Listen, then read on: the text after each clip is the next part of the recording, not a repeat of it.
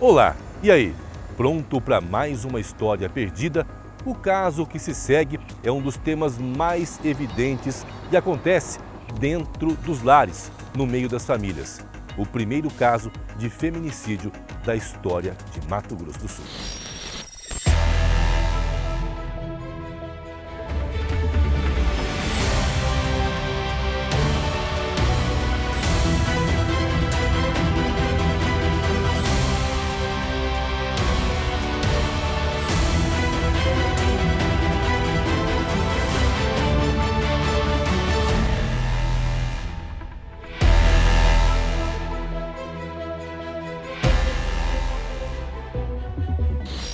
Estamos no Agosto Lilás, mês em que todos temos de unir forças contra a violência contra a mulher. São muitas as ações públicas para que se possa dar proteção às vítimas. Dentre elas, a Lei 13.104 de 2015.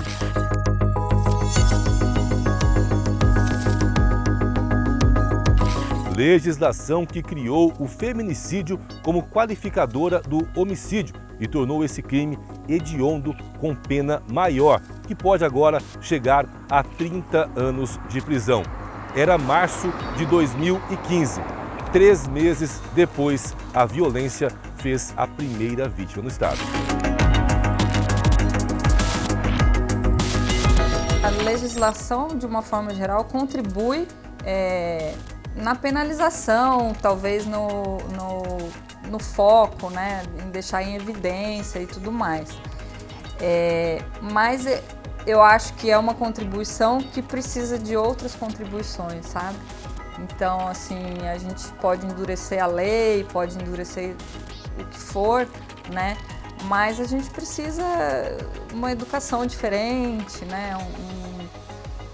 A mulher se apropriar realmente de não se colocar nesse lugar, de ser subjugada, né? Então, o que eu vejo, assim, essa questão do ciclo da violência e tudo mais, a gente precisa enxergar o nosso papel fora de ser menos. Era começo de julho, quando chegou uma denúncia à Polícia Militar de que havia 2 crianças abandonadas havia mais de um dia inteiro. As meninas de 6 e 3 anos estavam sem as mínimas condições dentro de casa. Uma ocorrência que ficou registrada na minha mente como profissional, como policial militar. Nós fomos acionados para irmos até a casa, os apartamentos que lá estavam, nas proximidades da Universidade Federal. A chamada nos informava que seria um abandono de capaz. E na localidade, através da senhora de aproximadamente 40 anos, recebemos a informação que a mãe teria saído na noite anterior para ir ao supermercado, mas já fazia mais de 24 horas e ela não retornava. Sendo assim, ela buscou um chaveiro nas proximidades, conseguiu abrir a porta e encontrou as crianças no estado de fome, precisando de banho. Inclusive, a única alimentação que elas tinham lá para comer é aquela comida típica, biscoito típico da região sul do estado, que as pessoas conhecem como coquito. Nesta reportagem daquela época, quem chamou a PM foi uma vizinha que percebeu as crianças sozinhas e quis ajudar. O policial comenta que na época todos pensavam mal da mãe, claro que naquele primeiro momento. A ocorrência em si comove demais as pessoas e nessa situação é natural as pessoas terem uma percepção equivocada. Inclusive eu, enquanto cidadão, também tinha uma percepção equivocada, embora tenha me prendido ao profissionalismo em registrar aquilo que eu vi. Mas todos imaginavam que seria uma mãe que teria saído para beber ou fazer qualquer outra coisa, menos ir ao supermercado. As crianças então foram levadas para a família e ficava aquela dúvida desesperadora. Onde estaria esses? Eu liguei o celular dela, tá desligado. Aí eu liguei ontem à noite, liguei hoje também desligado. Aí eu liguei na portaria. Aí o porteiro me informou que ela tinha saído desde ontem e não tinha voltado ainda.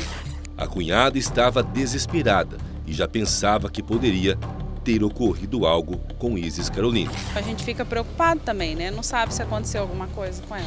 Mas Isis sempre foi uma boa mãe. Será que ela deixaria as crianças em casa, abandonadas, daquele jeito? Ela nunca fez essas coisas, não. Abandonar as crianças assim, não. A família registrou um boletim de ocorrência de desaparecimento. A investigadora Viviane Nunes foi uma das que lideraram aquela investigação. Já haviam sido formalizados 2 boletins, um do desaparecimento dela e um anterior de abandono de incapaz, porque num primeiro momento o que foi identificado foi que as crianças estavam sozinhas no apartamento por vizinhos, né? Que acionaram a polícia militar esteve no local e aí abriu o apartamento, retirou as crianças e aí conseguiram contato com a avó, a dona Margarete, que morava na época em Três Lagoas. O desaparecimento se deu na segunda-feira. Já era quinta-feira e até então nenhuma informação sobre o paradeiro da jovem. E a investigação, o levantamento da polícia apontava que poderia ter ocorrido o pior.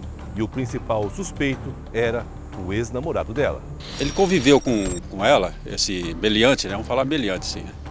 Acho que a base de 6 meses, que eu não tenho a ideia mais ou menos, né? Aí ela abandonou ele lá em Três Lagoas sequestrou ela, estrupou, cortou o cabelo, acho que 3 ou 4 meses ficou preso na cadeia. No bloco anterior, começamos a contar a história de Isis Caroline, uma jovem cheia de sonhos, cheia de vida, boa mãe, até então dada como desaparecida. Mas dias depois, algumas provas levaram a se desvendar o que seria um crime brutal. Alex Arlindo Anacleto de Souza, de 33 anos, era o principal suspeito. Ele havia tido um relacionamento com Isis em Três Lagoas, onde foi preso justamente por agredir e abusar de maneira cruel da jovem. Ela trazia um histórico de violência doméstica e familiar e já ela havia sido vítima dele lá na cidade de Três Lagoas, numa ocasião em que ela havia terminado esse relacionamento e ele chamou ela para conversar após o trabalho. Ali ele rendeu ela, machucou ela, levou ela para casa desacordada. Quando ela acordou, ela estava amarrada. Passou a noite, judiou bastante dela durante aquela noite, raspou o cabelo dela com maquininha, raspou todo o cabelo dela. E ela conseguiu naquele dia, com muita ajuda de Deus e psicologia, enfim, ela conseguiu ir conversando e acalmando ele e falou para ele que ia manter o relacionamento, que ela não ia terminar com ele, né, para não ser morta, né. E ele falava, diz que ele questionava ela, falava assim, mas você tá toda machucada, né? Você tá com seu cabelo assim, você tá machucada, as pessoas vão falar. E ela falou para ele, não, vamos acionar, vamos chamar a polícia e vamos falar que entrou ladrão aqui em casa, né? Que foram ladrões, foram pessoas que fizeram isso comigo e não você. Ele conviveu com ela, esse meliante, né? Vamos falar meliante, sim. Acho que a base de 6 meses, que eu não tenho a ideia mais ou menos, né? Aí ela abandonou ele lá em Três Lagoas sequestrou ela, estrupou, cortou o cabelo, acho que 3 ou 4 meses ficou preso na cadeia. A investigação apontou que Alex foi solto e veio até Campo Grande para se aproximar da ex-namorada. Ele não aceitava a separação nem que ela seguisse em frente, que ela conquistasse seus sonhos. Para isso, ele usou algumas artimanhas para tentar se aproximar. Brigava, procurava muito ela, né? Todas as artimanhas que o autor de violência doméstica usa, né? Para usurpar a situação, para convencer a vítima. Todas essas inúmeros argumentos que eles têm e que as vítimas acabam, infelizmente, sendo levadas. Chegou a ameaçar a minha mãe de morte, ele chegou a ameaçar as filhas dela de morte. Ele procurava ela em todos os lugares, ele chegou a oferecer para uma das amigas dela R$500 para saber do paradeiro dela. Isis, por que você troca tanto de número? Ela falou, ai minha irmã, é que ele está me perseguindo. Foi quando ele a chamou para conversar. Sem imaginar o que poderia ocorrer, ela desceu do apartamento e acreditava que deixava as crianças apenas por alguns momentos. Ele chegou na segunda-feira e chamou a Isis para conversar. Ela saiu do apartamento de forma muito rápida, porque ela largou os celulares dela, tinha dois aparelhos, ela largou os aparelhos, largou bolsa, saiu sem documento e largou as crianças. E todos os indicativos que a gente tinha na investigação de que ela sempre foi uma boa mãe, uma mãe zelosa pelas filhas. Ela jamais sairia para o encontro e deixaria as crianças trancadas no apartamento em plena manhã de segunda-feira e não voltaria, simplesmente. Então havia algo de errado nessa situação. Viviane então comenta que após longos dias e noites de trabalho ininterrupto, houve uma testemunha-chave que contribuiu decisivamente para o trabalho da polícia. Através de busca de imagens, de câmeras, da investigação, do trabalho de investigação, chegamos ao informante. E esse informante nos repassou um contato que o Alex estava diretamente falando com ele, falando que havia cometido uma grande burrada, já indicando de que haveria matado Isis e que estava fugindo para São Paulo, município de Matão, e que ele precisava de ajuda, que ele chegaria em Três Lagoas e precisava de ajuda. Logo depois, Alex foi preso. O tal informante passou detalhes de que o corpo de Isis Caroline estaria em um córrego no município de Ribas do Rio Pardo. E a gente saiu daqui 11 horas da noite, a gente chegou lá 2 horas da manhã, tava um breu absurdo, não tinha como a gente encontrar nada. A gente esperou amanhecer, logo que amanheceu a gente começou a entrar na mata, mais ou menos por onde ele tinha falado pra gente. E aí, na ocasião de encontrar o corpo, a gente até pensou que o corpo a gente poderia não achar, por conta justamente do rio, né? Se o rio tivesse levado e tudo. Então, ia ser uma busca, poderia ser uma busca bastante infrutífera até. Mas a gente estava com muita, assim, a gente queria dar uma resposta assim, para essa mãe. Depois de algum tempo de busca, o corpo finalmente foi encontrado. Eu tenho a impressão que ele tentou fazer com que o corpo fosse levado, mas não foi, porque ele ficou preso em algumas galhadas ali, perto até da margem, assim, sabe?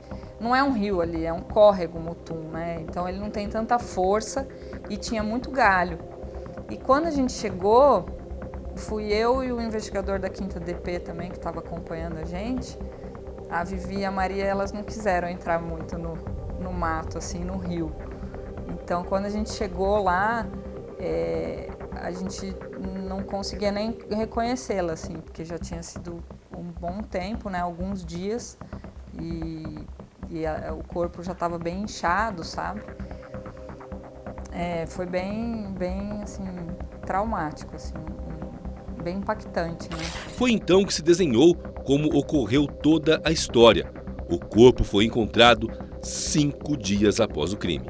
Isis foi abordada quando saía de casa. As principais hipóteses são de que ela ia até o supermercado ou então tirar o lixo. Ela foi abordada pelo assassino que a obrigou a entrar no carro, conduziu o veículo até o córrego que fica em Ribas do Rio Pardo, a 140 quilômetros de Campo Grande. E lá, após uma discussão por conta de ciúmes e sentimento de posse, ele enforcou e depois afogou a vítima. Ele raspou a cabeça dela, ele torturou ela. Depois do espancamento que ele fez com ela, ele jogou álcool no corpo dela. E depois aqui, quando ela estava morando lá no Castelo de Mônaco, ele procurou ela, diante de todo esse sofrimento que ela teve, ainda ela perdoou ele. E depois do perdão que ela deu para ele, o que ele fez com a minha filha? Ele tirou a vida dela. Nós estamos acompanhando a história do primeiro feminicídio de Mato Grosso do Sul desde que houve a alteração na lei. Isis Caroline tinha apenas 20 anos, 2 filhas, muitos sonhos, um mundo inteiro pela frente. Tudo tirado por um homem ciumento e possessivo. O caso ocorreu em 2015. Em 2017, enfim, o julgamento. O pedreiro Alex Arlindo foi julgado em Ribas do Rio Pardo, onde foi encontrado o corpo. Ele respondeu pelo feminicídio e por ocultação de cadáver.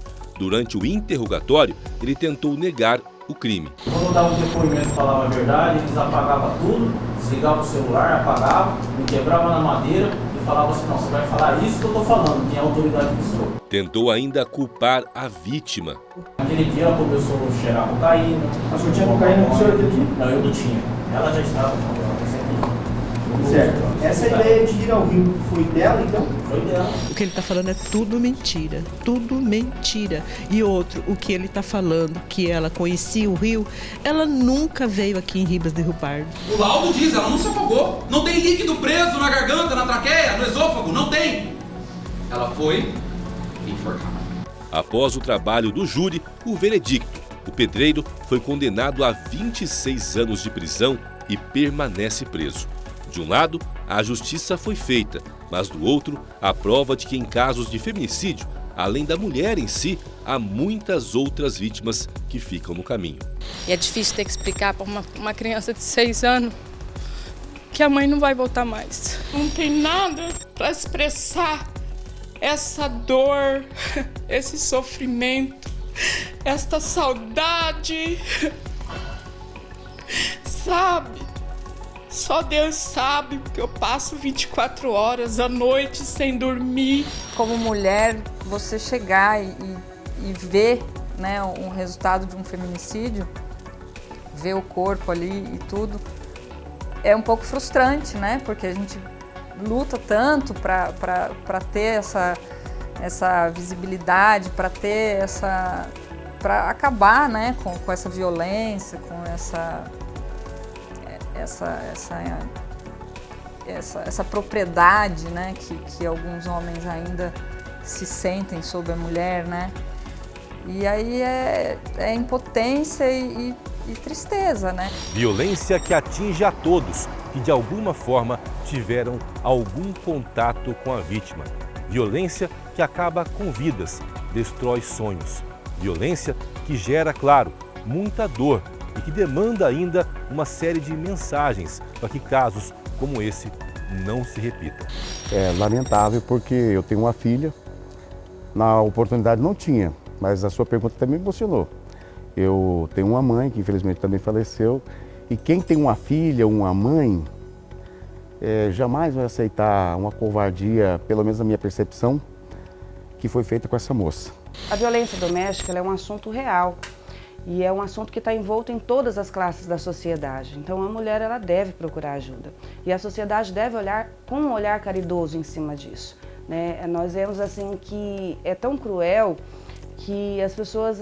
Existem pessoas que pensam e falam, né? A mulher ela gosta de apanhar, ela não sai do relacionamento porque ela gosta de apanhar. Ninguém gosta de apanhar, né? E a violência doméstica em si, ela tem café da manhã na cama, ela tem idas ao cinema, ela tem saídas...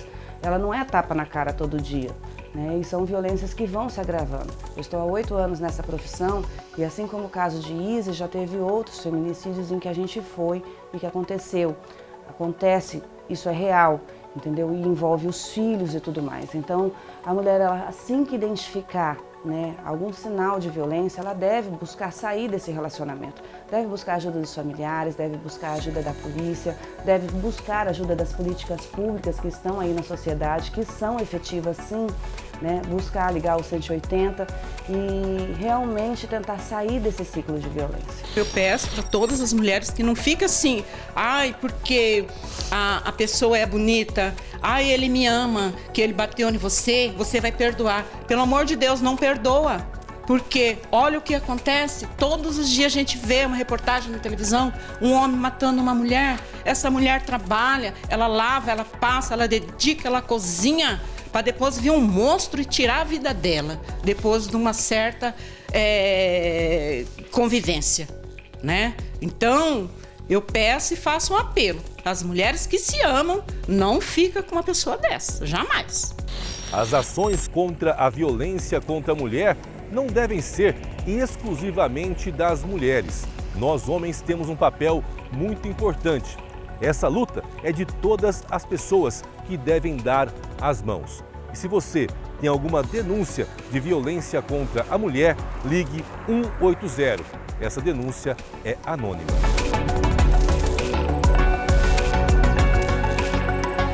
E hoje nós encerramos o programa Histórias Perdidas com uma mensagem de luta e também de denúncia. Agora, se você tem uma história e quer contar pra gente, entre em contato pelo nosso WhatsApp.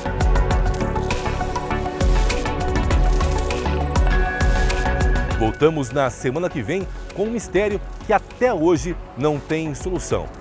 Até!